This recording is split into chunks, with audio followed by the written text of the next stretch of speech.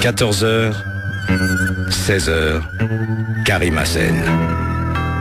Enquête et investigation sur Sud Radio.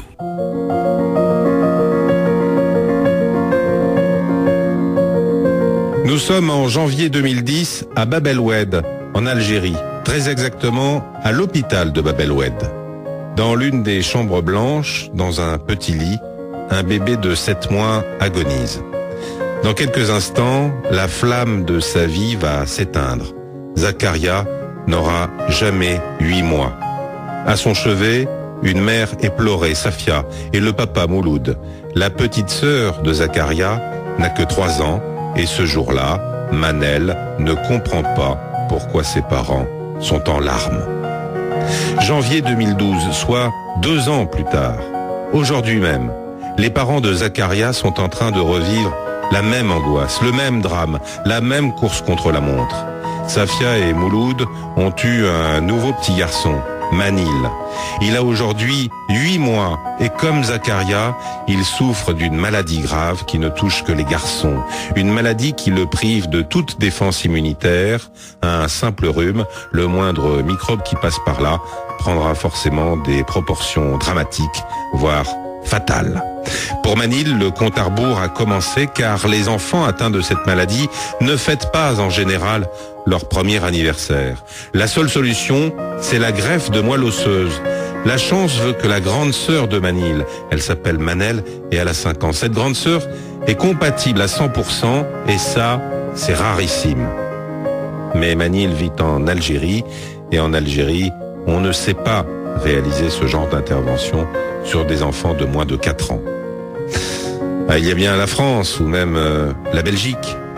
Seulement voilà, la sécurité sociale algérienne a la mauvaise habitude, la mauvaise réputation de ne pas rembourser les frais engagés par les hôpitaux français.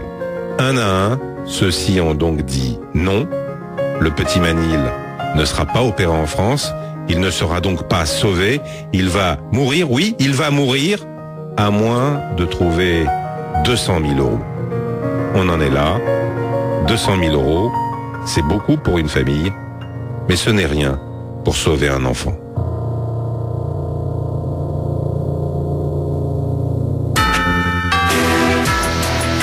Dans Enquête et investigation aujourd'hui, pour 100 balles t'as plus rien, mais pour 200 000 euros tu sauves une vie. Dans un instant, le témoignage des parents du bébé Manil, le bébé à sauver. Dans la seconde heure, de 15 à 16, le débat avec des spécialistes de la greffe de moelle osseuse, des représentants d'associations, un avocat des droits de la santé, et puis vous, pour intervenir, eh bien, vous appelez le 3628 Sud Radio.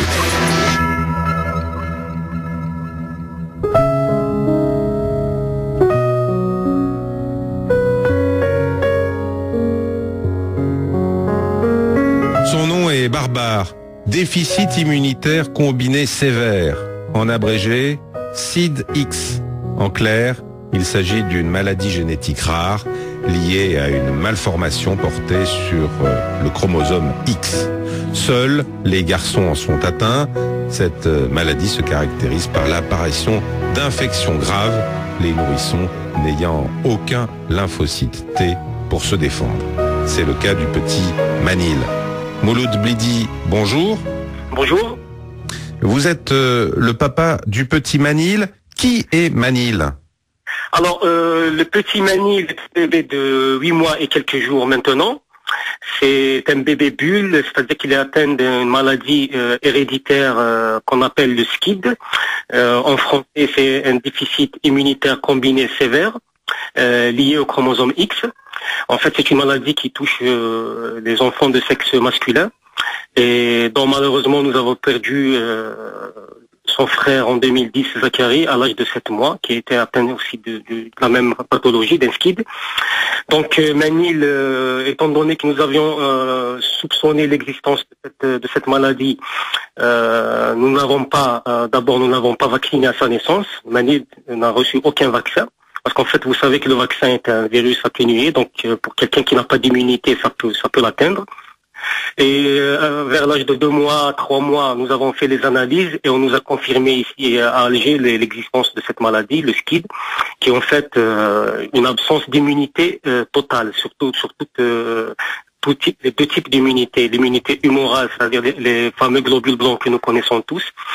L'immunité cellulaire à travers l'absence des lymphocytes T et des cellules NK qui nous protègent contre tout type d'attaque virologique.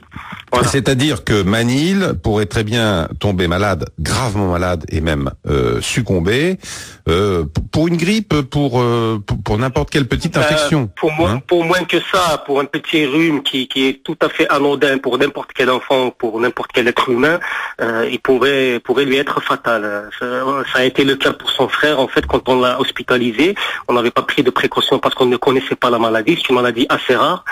Et puis il a succombé 40 jours après son hospitalisation de quelques 18 infections qu'il avait chopées. Donc tout ce qui traînait à l'hôpital d'assez anodin en fait lui a été fatal. Et là Manil est dans la même position. Et le plus urgent et le plus grave dans tout ça, c'est que dans notre pays on n'est pas équipé pour accueillir des bébés bulles dans les hôpitaux. Il n'y a aucune bulle qui peut accueillir des bébés. Il y en a une pour adultes mais pas pour bébés. Et que maintenant, Manil, il est hospitalisé à domicile. Ouais. Il est. Alors, donc, il faut expliquer effectivement le concept de bébé bulle. On doit le protéger de tout microbe. Donc, il vit, comme son nom l'indique, dans une bulle complètement aseptisée où tout est stérile. Hein, l'environnement est stérile.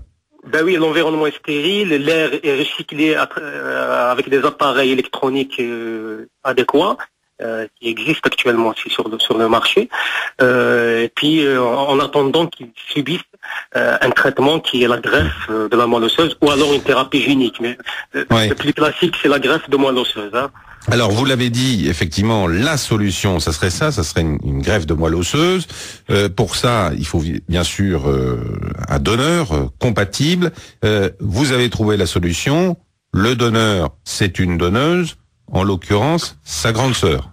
Voilà, sa grande sœur Manel, qui est âgée de 5 ans, qui est miraculeusement compatible à 100%. Alors ça, c'est vraiment miraculeux parce que en fait, on m'a expliqué que ça n'existait que dans le cas de jumeaux. J'ai vu un garçon ici à Alger qui a atteint de la même maladie, dont les 7 frères n'étaient pas compatibles. Donc nous avons la chance, Manil n'a qu'une seule sœur et elle est compatible à 100%. Donc pour un don de moelle osseuse. Il a vraiment une chance de guérir, une très grande chance, d'autant plus si cette opération se pratique à un âge assez précoce. C'est ce qui est indiqué par les spécialistes, parce qu'il faut savoir aussi que les spécialistes parlent de ce genre de pathologie en disant que ces bébés-là ne dépassent pas la première année de vie, s'ils ne sont pas traités. Et votre enfant a, rappelons-le, quel âge? 8 mois. Il a 8 mois depuis le 25 décembre. Vous voyez les mois arriver, donc vous voyez votre bébé vieillir, entre guillemets, parce que est-ce qu'on peut parler de vieillir à cet âge-là, avec angoisse? Le compte à rebours a commencé pour vous? Oui, le compte à rebours, l'image de Zachary qui est décédé dans les suites de cette maladie est toujours là, elle est vivace. Je n'ai pas encore personnellement fait le deuil de ce décès-là. Et puis les mois arrivent, nous connaissons le danger. Le petit ne connaît pas le danger, il est là, il grandit comme un petit. Il vient de faire sa première dent, donc il est vivace, il bouge, il essaie de tout toucher, de tout ramener à sa bouche, ce qui est tout à fait normal. Nous le laissons quelquefois toucher des objets, puis on le nettoie, et c'est vraiment une gestion très lourde du quotidien. Et là, je ne trouve pas de solution, parce qu'en fait, nous disposons d'une prise en charge financière de notre organisme de sécurité sociale qui est la CNAS en Algérie, mais que cette prise en charge financière, cet engagement de paiement est refusé par les hôpitaux français et les hôpitaux belges que j'ai contactés pour cause d'impayés sur des dossiers antérieurs qui ne concernent certes pas Manil, mais c'est quand même des questions financières que je comprends tout à fait. Hein. Il faut bien que les hôpitaux se financent, il faut bien qu'ils fonctionnent, qu'ils continuent à fonctionner. Il y a une recherche, un effort de recherche qui est fait au niveau des hôpitaux qu'il faut bien financer, c'est tout à fait normal. Et puis ça profitera au reste de l'humanité. Ça, j'en suis tout à fait conscient. Mouloud Blidi, on va expliquer effectivement. Bon, on a la donneuse, Manel, la grande sœur de 5 ans de votre enfant. On a le chirurgien. Les chirurgiens, ça se trouve. La seule chose que vous n'avez pas, c'est le financement. Parce que combien coûte cette opération, une greffe de moelle osseuse? C'est très cher. Au bas mot, ça coûte 200 000 euros en France. 200 000 euros en France. Voilà. C'est énorme. C'est énorme. Personne, hein, à part évidemment les cadres dirigeants, les milliardaires, ne peuvent engager une telle somme. Bon, écoutez, donc il y a la sécurité sociale. En France, cet enfant, s'il était français, bien sûr, serait pris en charge par la sécurité sociale.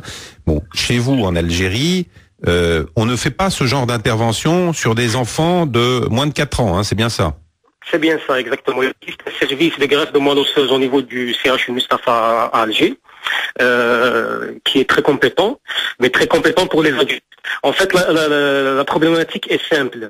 À partir de 4 ans, l'enfant traité dans ce service est considéré dans sa prise en charge post-opératoire comme étant un adulte. Donc on peut le mettre avec les adultes. Il est sorti de la pédiatrie. Il est traité comme un adulte dans sa prise en charge post-opératoire. Parce qu'en fait, c'est le post-opératoire qui pose problème dans ce genre d'opération.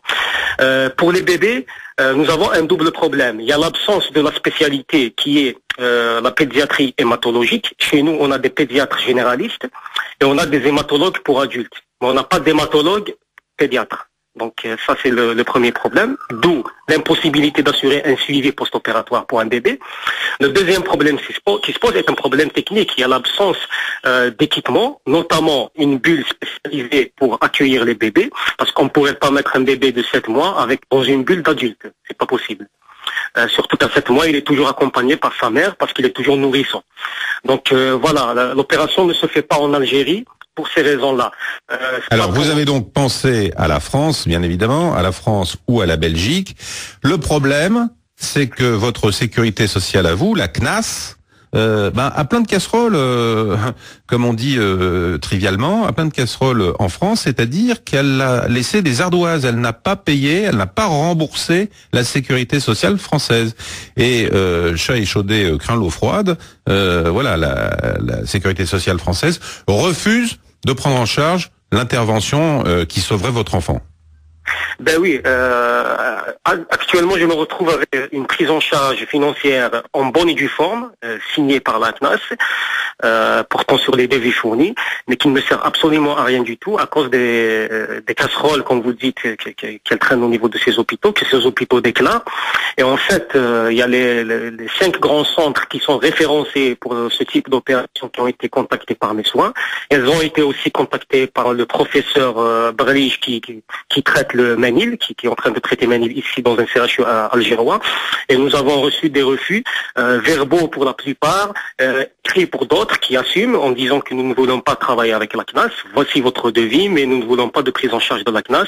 On me demande un paiement d'avance et pour certains, on me demande de payer 15 jours avant l'admission. Donc, et la totalité de la somme.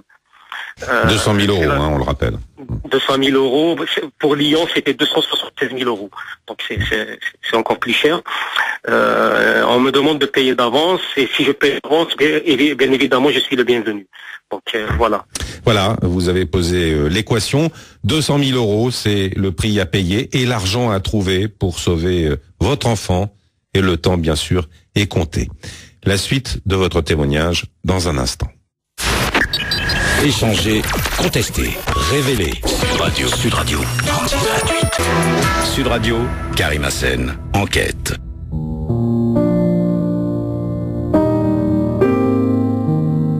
Dans Enquête et Investigation, aujourd'hui, l'histoire du petit Manil, un bébé de 8 mois qui n'a que quelques semaines ou tout au plus quelques mois à vivre, car il est atteint d'une maladie rare qui le prive de ses défenses immunitaires. Je suis toujours avec son papa, Mouloud, qui est en Algérie. L'Algérie ne sait pas pratiquer de greffe de moelle osseuse sur des bébés.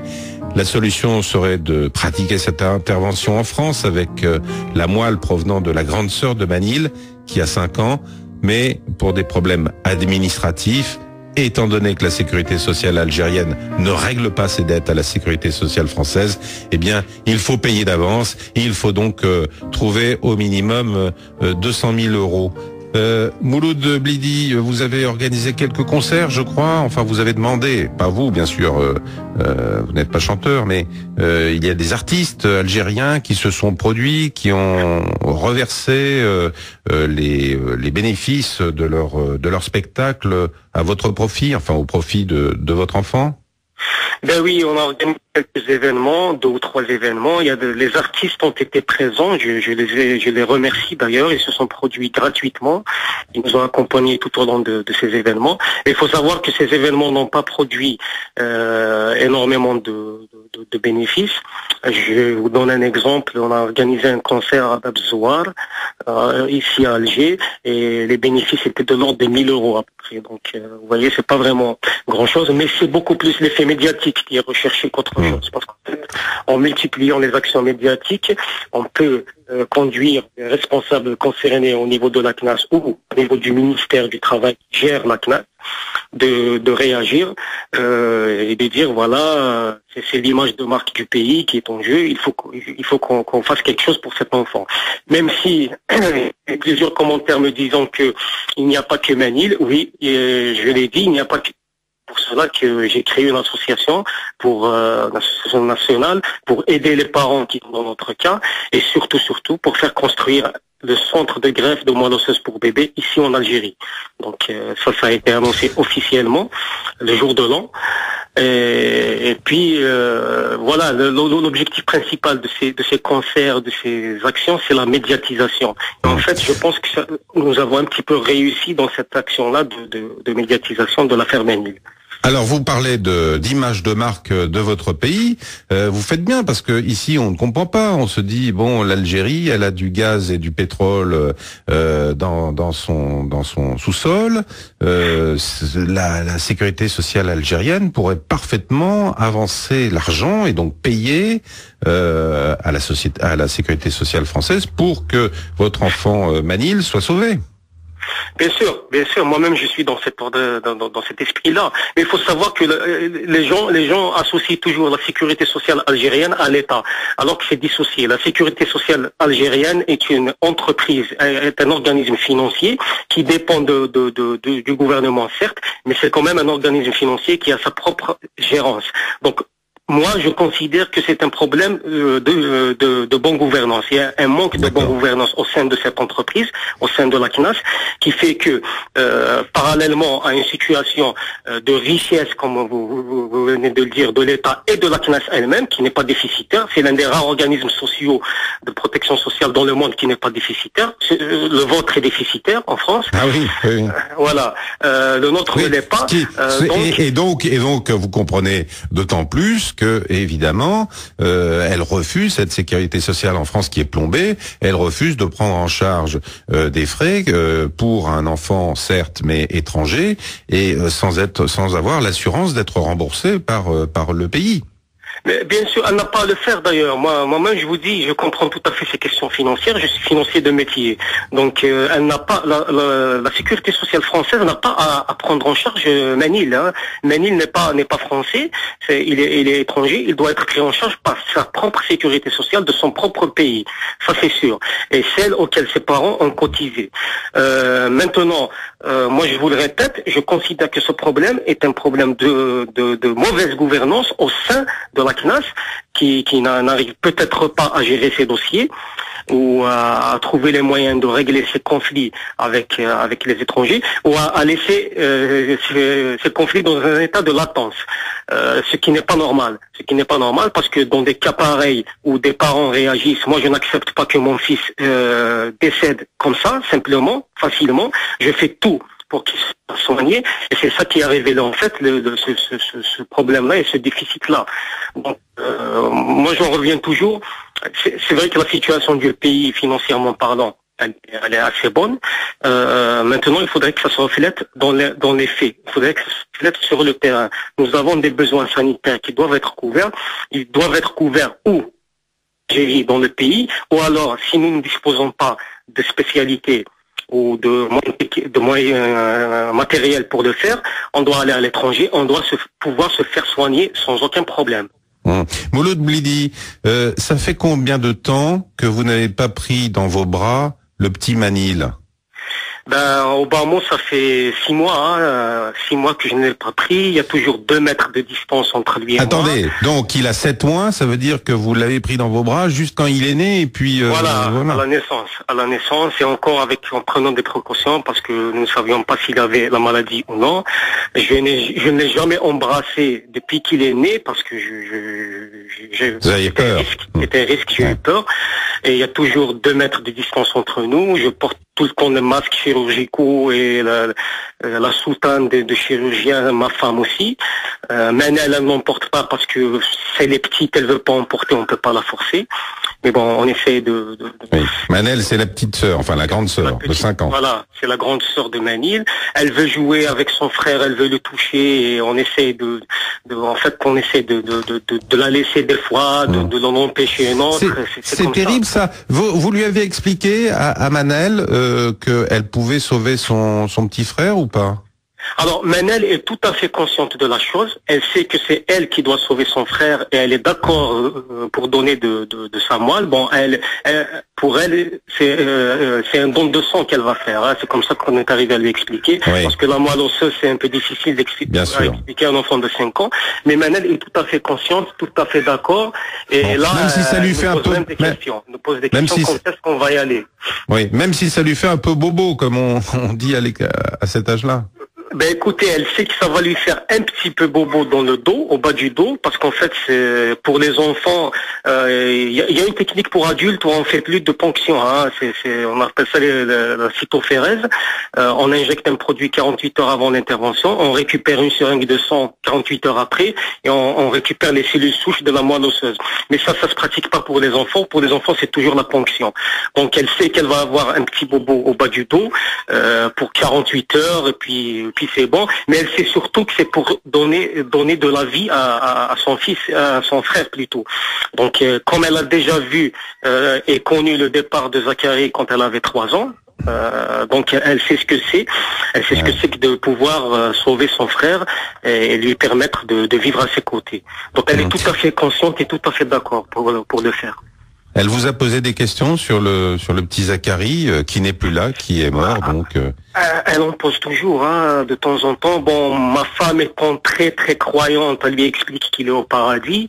D'ailleurs, ça fait pas 2 semaines, mais elle me disait que elle voulait vieillir. Je lui dis pourquoi. Elle me dit parce que quand on vieillit, on meurt et on va au paradis. Et je veux aller voir Zachary. Donc, vous voyez un petit peu voilà. Donc, c'est des choses qui. Bon, moi-même, je vous assure que j'ai beaucoup plus peur, beaucoup plus de crainte pour sa santé psychologique à elle qu'à moi-même ou à mon épouse. On est adulte, c'est vrai que c'est dur pour les adultes aussi, mais on doit assumer ça. Mais pour une petite fille qui a perdu un frère à 3 ans et qui risque d'en perdre un autre à l'âge de 5 ans, j'ai vraiment peur pour sa santé psychologique. Oui, on imagine bien le trouble qui peut s'installer dans la tête de la sœur de Manil. Elle n'a que 5 ans. Dans un instant, la suite du témoignage du papa. Et puis ensuite, nous appellerons la maman. Échanger, contester, révéler. Sud Radio. Le tour des faits divers continue. Karim Hassen, enquête et investigation.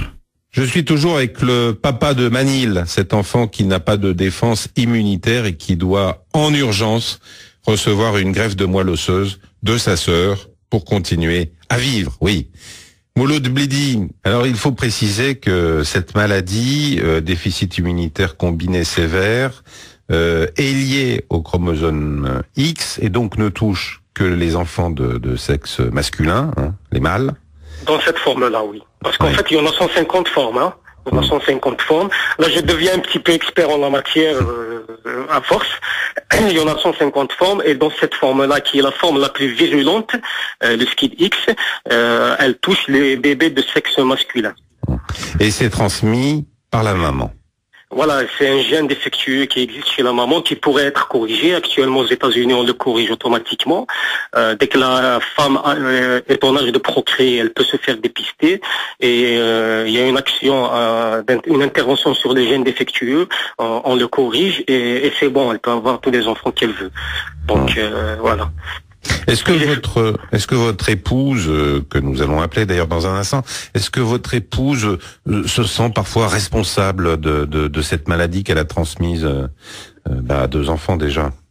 Ben oui, elle culpabilise totalement par rapport à ça, même si c'est mon épouse, elle est instruite, elle a un bac+5, elle est cadre dans une banque, donc elle est tout à fait consciente que c'est une maladie qui vient des gènes, donc c'est pas sa faute, mais ça reste une maman, elle culpabilise par rapport à la mort de Zachary, elle culpabilise par rapport à la situation de Manil.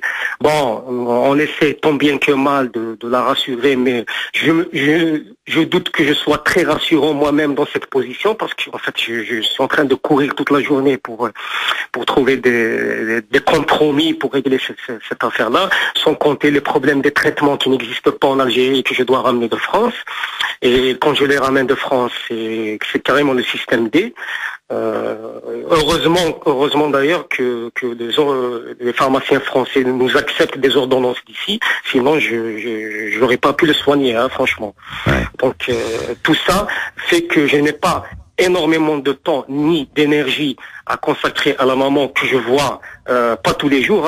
Je ne vis pas avec eux parce que il y a un risque, étant donné que moi je sors tout le temps, je suis tout le temps dehors, il y a un risque que je ramène quoi que ce soit avec moi et que je contamine le petit et l'environnement du petit. Donc je ne les vois pas tout le temps, je suis pas tout le temps avec eux.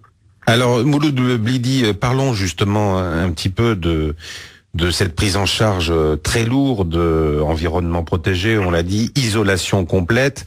Votre épouse donc est cloîtrée, on peut le dire, pratiquement cloîtrée, avec ses 2 enfants. Mais écoutez, elle est cloîtrée avec ses 2 enfants et des fois avec Manil seulement, parce que Manel, de temps en temps, elle en a marre, elle veut sortir. Oui. C'est tout à fait normal. Donc oui, elle reste avec moi. Je la prends avec moi, je la fais sortir, elle va au parc, elle court. Mais mon épouse, elle est cloîtrée depuis pratiquement 6 mois. Personne ne vient la voir. Personne n'a le droit de venir la voir, ni sa mère, ni ses sœurs, ni mes parents. Il faut savoir que mon père et ma mère ne connaissent Manil qu'à travers le Facebook. Et c'est terrible parce que c'est comme si votre couple était mis entre parenthèses depuis 6 mois. Le couple, on n'en parle pas. Il est vraiment mis entre parenthèses. On se parle par téléphone, des fois par Facebook. Quand on se voit, quand on se rencontre, parce qu'il faut quand même que je fasse des courses et que j'achète des trucs, donc je les ramène à la maison. Je les vois à distance, toujours un minimum de 2 à 3 mètres entre nous. Donc voilà, le petit, il veut bien que je le porte, il me fait des gestes, mais je ne peux pas le porter. Et elle est vraiment cloîtrée et avec une gestion très très lourde, le nettoyage constant des mains, de l'environnement, du sol. Le petit commence à vouloir ramper, donc il faut nettoyer les endroits et le laisser ramper parce qu'en fait il faut qu'il le fasse pour son développement aussi. Important. Le petit qui veut mordiller ses jouets, donc ces jouets, il faut vraiment les aseptiser avec les produits adéquats. C'est une attention fois par jour. C'est une attention de toutes les secondes, quoi.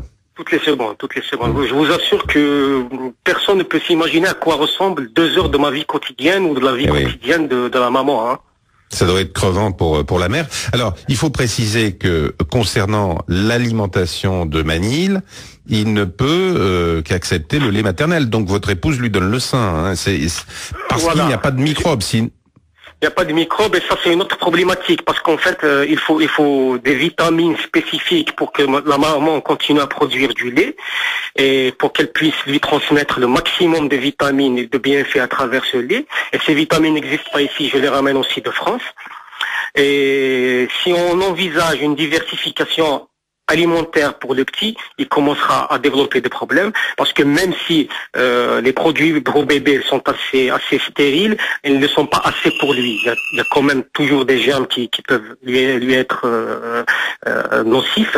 Donc il n'est pas question d'envisager une diversification pour le moment. Il est toujours exclusivement allaité au sein. Mouloud Blidi, vous avez parlé de Facebook tout à l'heure. On peut dire qu'une grande chaîne de solidarité se met en place à travers Facebook, à travers Internet, les réseaux sociaux, les médias. Ça vous fait chaud au cœur ? Franchement, ça me fait chaud au cœur. J'avais jamais envisagé une telle utilisation du Facebook. En fait, Facebook, je connais depuis 2007. depuis assez longtemps. Et là, j'ai décidé de créer la page en octobre, début octobre. Ensuite, au début octobre, on était quelques 150. En fait, ma liste d'amis s'est mise sur la liste de la page de Manil. Et après un premier passage sur la radio Alger Chaîne 3, on est passé à 800. Et de 800, on est passé à 15 000 en 10 jours. Donc, c'est vraiment fabuleux. Parce qu'en fait, j'ai fait un bon nombre d'émissions radio. Et les quotidiens nationaux algériens les plus importants ont écrit, ont commencé à écrire. J'ai réussi à les intéresser à l'affaire. Et là, nous sommes 21 000. Il y a une chaîne de solidarité incroyable. Il y a 20 pays qui sont avec nous, 20 comités de soutien dans chacun de ces pays. Il y a le comité de soutien de Paris qui est très actif. Nous avons l'Irlande, nous avons le Canada et les États-Unis, et même la Mauritanie en Afrique. Donc, c'est merveilleux, c'est merveilleux. Bon, on rappelle le nom de cette page d'ailleurs. Oui, c'est la page Bébé Manil. M-A-N-I-L. Il y en a Bébé Manil. Il y en a tellement maintenant parce qu'il y a beaucoup de gens qui veulent faire du bien et qui ont ouvert des pages Bébé Manil. Sauf que celle officielle et celle où il y a plus de 21 000 personnes que je gère moi-même. Bon, alors Bébé Manil, M-A-N-I-L pour le prénom, hein, Manil. Voilà. Voilà, avec 21 000 membres, 21 000 amis. Et ça, c'est la page officielle. Comment voyez-vous l'avenir, Mouloud Blidi? Je suis obligé de vous le dire, puisque on l'a dit tout à l'heure, le chronomètre est parti, quoi. Le compte à rebours même. Vous comptez les mois. Il faut faire vite pour sauver votre enfant, Manil. Exactement. Écoutez, moi je suis très confiant. Je pense qu'au cours du mois de janvier, nous pourrons obtenir ce fameux rendez-vous d'hospitalisation et transférer Manil à l'étranger, parce qu'il faut savoir que sans le rendez-vous d'hospitalisation, nous ne pourrons pas avoir de visa.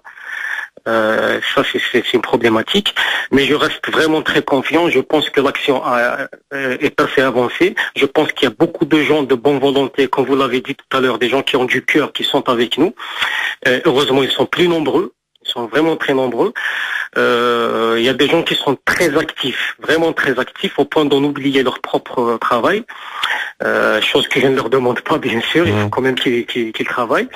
Mais je pense que nous sommes vraiment à l'arrivée et nous pourrons toujours compter. Je ne ferme pas la porte avec la CNAS jusqu'à présent. Je n'ai pas fermé la porte avec la CNAS, même si j'ai fait un appel à la générosité des gens. Je pense que la CNAS pourrait toujours réagir et accepter un paiement d'avance ou le paiement d'un acompte pour un hôpital français ou un hôpital belge, peu importe, pourvu qu'on nous ouvre les portes pour Manil. Non. Pour l'instant, tous les hôpitaux français, en tout cas que vous avez contactés, ont rejeté. Hein. Il y a Lyon et Strasbourg notamment. En revanche, vous avez trouvé un chirurgien? Ben écoutez, même pour ceux qui ont rejeté, tels que Marseille, Lyon ou Strasbourg, il faut savoir que les professeurs, chefs de service en question, ont donné leur accord médical. Il n'y a pas de souci. Nous avons les accords médicaux, mais les finances ne dépendent donc pas d'eux. Les accords financiers ont été rejetés par l'administration hospitalière. Donc les chirurgiens existent en France, mais au niveau même des hôpitaux qui ont refusé. Les profs ont donné leur accord pour opérer le petit. Donc de ce point de vue-là, il n'y a pas de souci. Ça se situe vraiment au niveau administratif et au niveau financier entre la classe et entre les hôpitaux. Financier et administratif, puisqu'on parle d'administratif, pour le visa, vous venez de faire une allusion au visa, on vous délivre quand même un visa pour venir, enfin si vous avez l'accord pour faire opérer Manil, on vous délivrera des visas, j'imagine. Ben écoutez, si on a un rendez-vous d'hospitalisation ferme, le consulat s'engage à délivrer des visas en 48 heures ou une semaine maximum. Donc je pense qu'ils vont délivrer ça, je pense. Il n'y a pas de raison de penser le contraire. Maintenant, vraiment la pièce manquante, c'est ce fameux rendez-vous. Et concernant votre travail, vous travaillez toujours ? Ben écoutez, moi je suis en démarche de création d'entreprise. J'ai profité des nouvelles dispositions la création d'entreprises, notamment envers les jeunes et envers les chômeurs professionnels, un dispositif KNAK qu'on appelle chez nous.